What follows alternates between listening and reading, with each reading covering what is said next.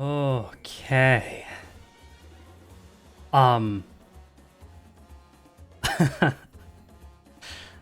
Wow. I haven't even clicked. Okay. That's a lot.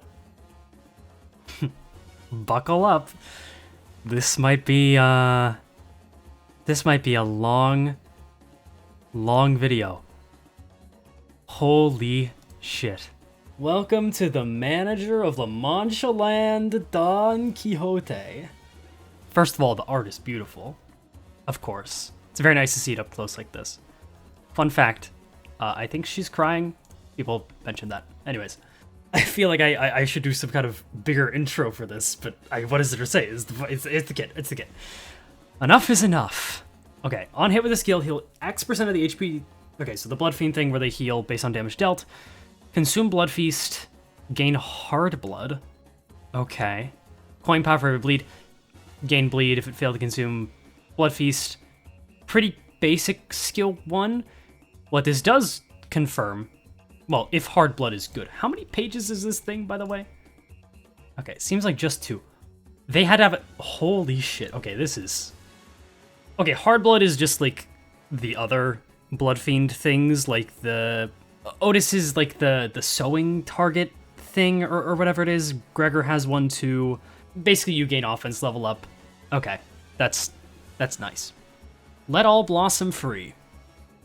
On hit, heal, consume Blood Feast, gain Hardblood.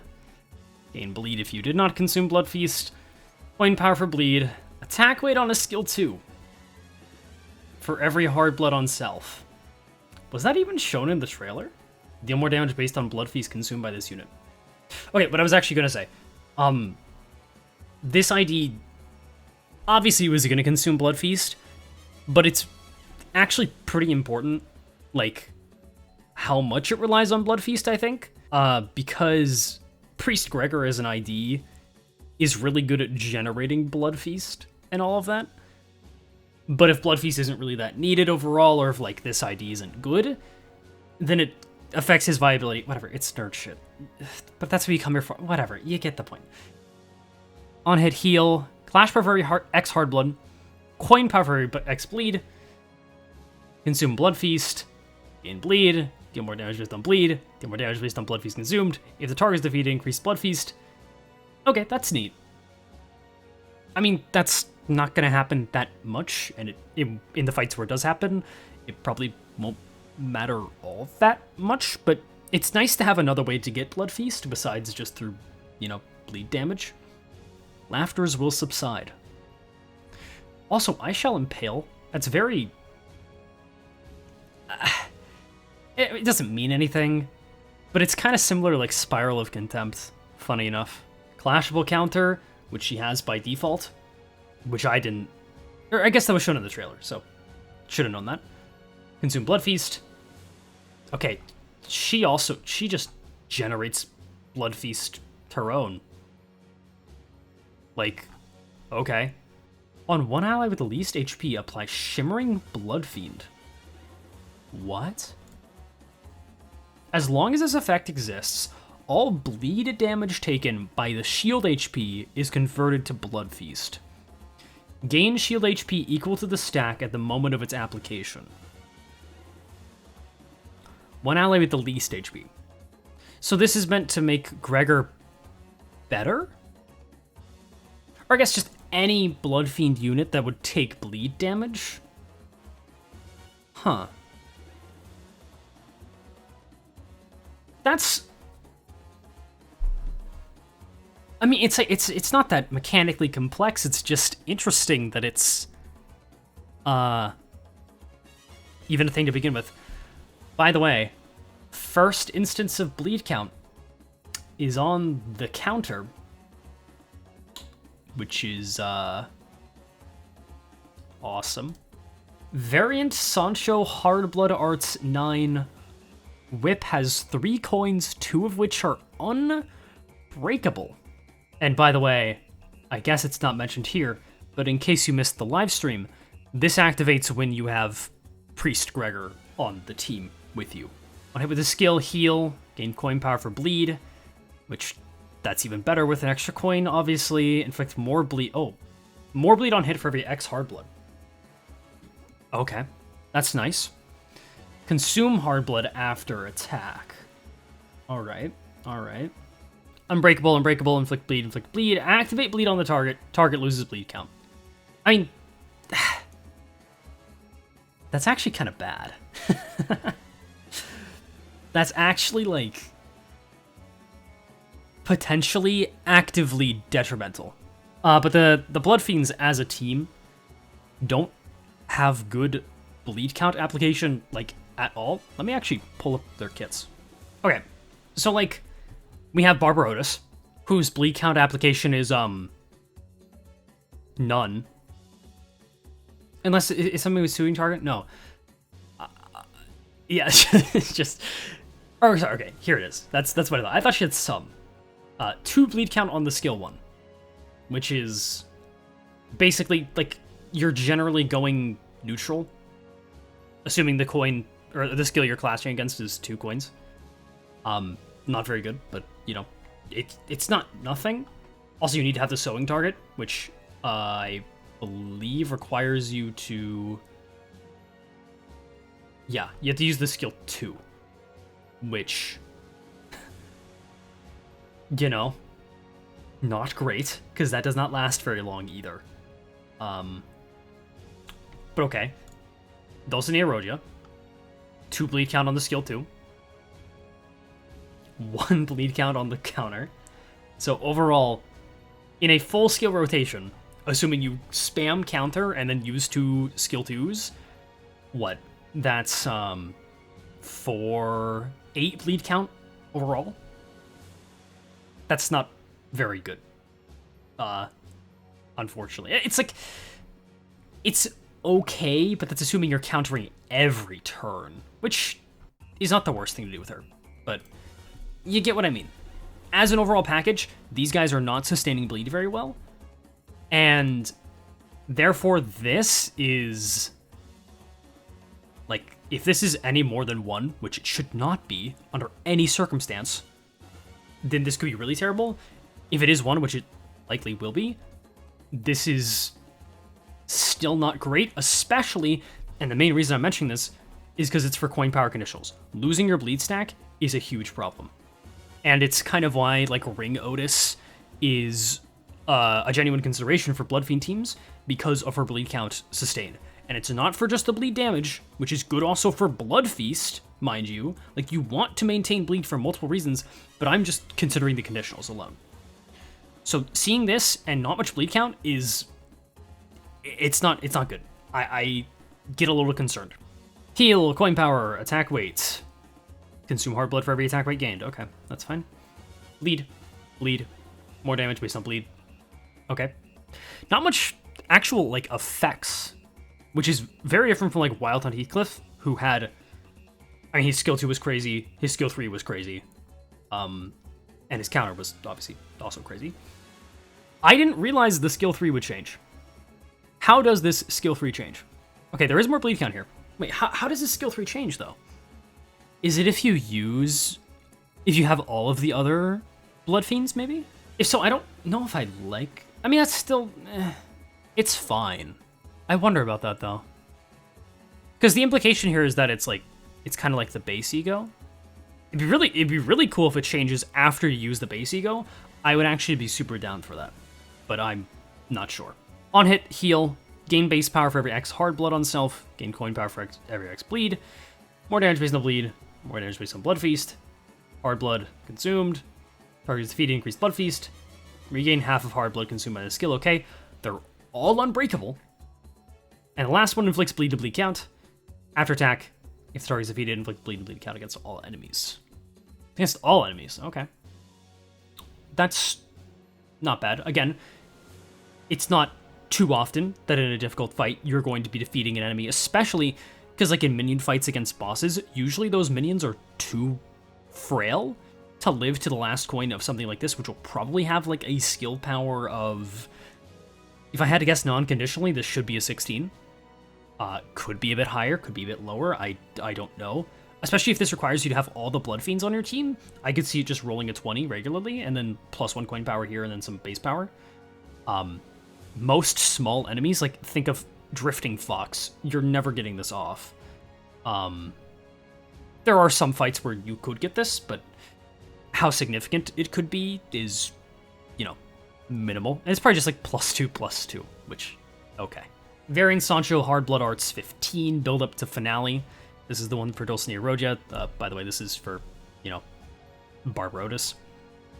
Flashable. On, okay. Combat start on X plus highest resonance divided by Y allies with the least HP. Okay. X plus the highest resonance divided by Y. So, a minimum of 1 ally, but can be more. Okay. Assumedly, assuming X isn't 0 for some reason. Apply Z. This is the first time we're ever seeing W as a variable. That's how far we've gone back in equations. Apply Z plus Hardblood divided by W. Shimmering Blood Fiend, which is this effect here. Okay, not bad. Oh, no, we go all the way back to U. We're gonna get an idea eventually where we're not sure if it's a variable they're mentioning or just the letter fucking A. Like, that's crazy. This single sentence actually has 5 variables. Wow.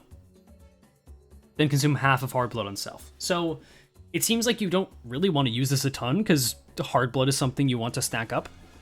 Especially if you like you're dealing increased damage via attack weight. Or, you know, more bleed. So that's interesting, actually. I know I feel like I'm ranting a lot about this, but it is genuinely interesting, like the way that they seem to want to frame balancing bleed and Hardblood with this ID, especially considering the volatile state of bleed as it is. Outside of Sanguine Desire, I know that exists, and I know Dulcinea Roja is on the team, and I know that Sanguine Desire is also fueled very well by this team. Unless I'm forgetting something, it's just Envy, Wrath, Pride, Lust, which is fueled perfectly fine. And then some bleed count there. Okay. That's just 8 skills, which, I mean, they're all relatively simple. Like, honestly, having this many pre-conditionals and then the only on-hit conditional is inflict bleed on the 3rd coin, I don't know how to feel about that. I mean, there's nothing wrong with it. I just, it looks a little empty in that sense. But I guess she's just very focused on bleed, which is totally fine. But we're not even really close to done. Blood Feast. Okay. Oh, never mind. There is actually some fancy things. Yep. When consuming Blood Feast, other mantra kindreds of the same generation as this unit takes precedence. Okay. So, no matter what, you're not hindered by bringing in Dulcinea Roja, because Dawn will take priority despite them both being 2nd kindred. Turn start. At X plus Hardblood, if each following unit is either defeated or participating in the encounter, empower this unit's leftmost skill. Leftmost slot. Oh. Oh, so, wait, she empowers her own skill 3? What? Empower this unit's leftmost slot. That's interesting that it kind of works like the Regret Merceau, where you can't have a bunch of empowered skills, but I mean, it would have been kind of fun to do a duo of like, oh, which is the best one? And I mean, looking at these, I feel like it's gotta be the skill 2. Like, this is by far the most value you generate. Assuming this rolls an 11, which it most likely will, and this rolls a 9, which less confident on that. This could also roll an 11, which, you know, finally something to match Ring Yi Sang. Still probably a worse skill over, actually no, against coin power, so it could be better. But also that's an argument for why it could be just a 9. So, who knows? But if I had to guess, the best one is the skill 2, which is unfortunate because Barbarotis is kind of just not that fantastic, but gaining an extra coin on an attack weight skill and also making it so it can assumedly deal even more extra damage because, you know, it's a third coin. Having that and then being in a duo with that ID to empower a bunch of skill 2s could have been fun. So I don't really like that they're limiting that. I don't hate it a ton, but okay, whatever. When other units among allies take a bleed damage or consume blood feast, gain Hardblood on self. Oh. Okay, so Hardblood is not difficult to get at all. Never mind then. Well, you still don't have it. Having it is tough. So that's the... Oh, she's 3... She actually has 4... She has 4 passives. She actually has 4 passives. Technically, Blood Feast is... I mean, even then, no. Because I forgot to read this. When using her skill 1, she has Unrelenting. Via bleed damage specifically. But still. So, no, she just has 4 passives. Okay. Okay, man. Yeah, fuck it, you know? Right? This is what funds the anime. In an encounter, an other allied La Mancha land unit is defeated. Gain more Hardblood when gaining Hardblood from this unit's base attack skills. Okay, so Blade Lineage Merceau. Then this is further Blade Lineage Merceau. When 3+ other allied La Mancha land units are defeated, gain additional Hardblood at turn start, gain responsibility, which is clash power, more damage, and take more damage. That sprite is interesting. What is that? I can't really tell. That just looks like... Oh, it's just her, but Engi. Okay. I mean, it'd be cool if there's some kind of visual change in her sprite, but I kind of don't think that'll be the case. Who knows? After attack, if the enemy is defeated, increase Blood Feast by a percentage of the target's max HP. Gain damage up next turn for every X% missing HP at turn end. If an ally is about to be defeated from bleed damage, prevent them from being defeated from bleed damage for the turn. Wow. So there's no cap mentioned on this.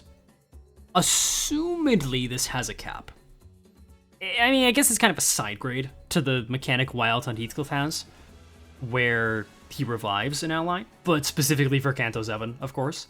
Because there's definitely times in Canto 7 where you're like, well, this unit has to die now because of bleed. Especially like the Dulcinea fight. If you're not spamming healing egos.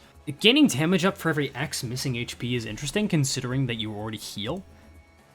I know you also take damage if you don't consume Blood Feast, but how much damage will that really be?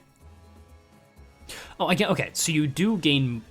I was going to mention this because it seemed weird that you would live bleed on 1 HP, despite this only having this effect, but no, you do gain extra bleed with the Priest Gregor on the team. So it seems like... But also this effect. That's interesting. It kind of seems like Priest Gregor is like... maybe the best one to have? If you can only have one? It's like 3 coin skill 1 is more damage. More Blood Feast generation, which is good. More damage up because you're taking more bleed damage.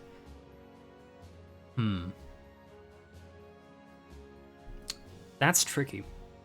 That's all the passives, with a very heavy emphasis on the S. Feed your repressed hunger, my family. Okay. Combat start, one ally with the least HP gains damage up for every X% missing HP. If said ally is a Blood Fiend, gain damage up for every Y missing HP instead. That's a really good support passive.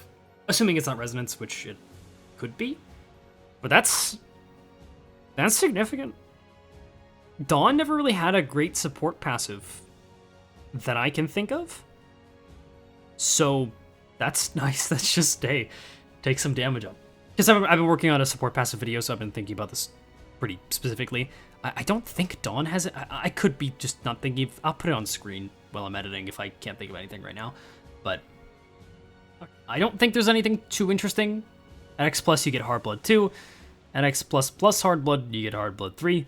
Reverts to the previous stage. When the stack drops below the requirements, it's not dropped below 1. You gain min and max speed for every X plus X Hardblood. So you're fast. At Hardblood 2, offense level. At Hardblood 3, offense and defense level based on the stack. Okay, so pretty standard for Blood Fiends, and then we already read these. Is there anything else? I mean, there's that. Okay, only 2 pages, which, to be fair, this is by far the most loaded 2 pages I think we've ever had by far. Because, like, obviously, right?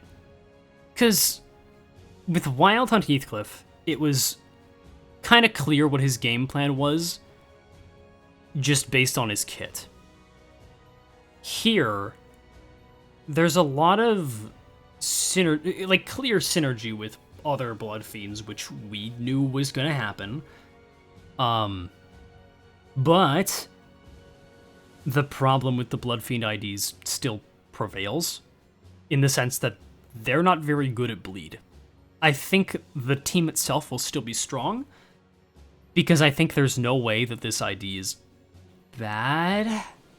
However, I do want to talk about how this ID is going to feel significantly worse when you don't have the other Blood Fiends. Which is... I've gone back and forth on this in my mind a lot, on how I feel about that kind of design philosophy. Because on one hand, it's sick to encourage team building like that, like specific team building. But also, is it really team building if it's laid out for you so directly? And also, does the base ID, without any extra support, feel bad without the bonuses? / is it so worth it to have those teammates? Which the answer seems like yes. I feel like there's no way that adding coins to your skill 1 and 2 is not worth it. Otis does have better IDs than Barber in my opinion, but enhancing an ID that seems to be as strong as this one with an extra coin is so significant that it's definitely worth the opportunity cost of not running an Otis ID that is better. And the same goes for Priest Gregor, but in Priest Gregor's sense, you don't really have anything better to run, especially on a bleed team. So, there's no real opportunity cost there, and, those Rogia, you want on a bleed team anyways because of Sanguine Desire, especially. So it works out pretty nicely. Except for the fact of, bring Otis versus Barber, but we can talk about that later, once we have actual numbers. But man, I didn't really realize the difference it would make to add a coin. A 2-2-3 coin spread compared to 3-3-4. I don't think you ever use the skill 3 until you have this, because this just seems significantly better. And your other skills are fine enough. I mean, if that's the case, then you're always using these kind of weaker skills for at least a little while. But also, in that sense, having your Hardblood is even worse. Assuming it makes you drop below that threshold, which I'm going to assume is 10. And if the max stack is 30, like I'm assuming, which would, make sense, 10 plus, 20 plus, and then max of 30, then how often do you really even want to use this?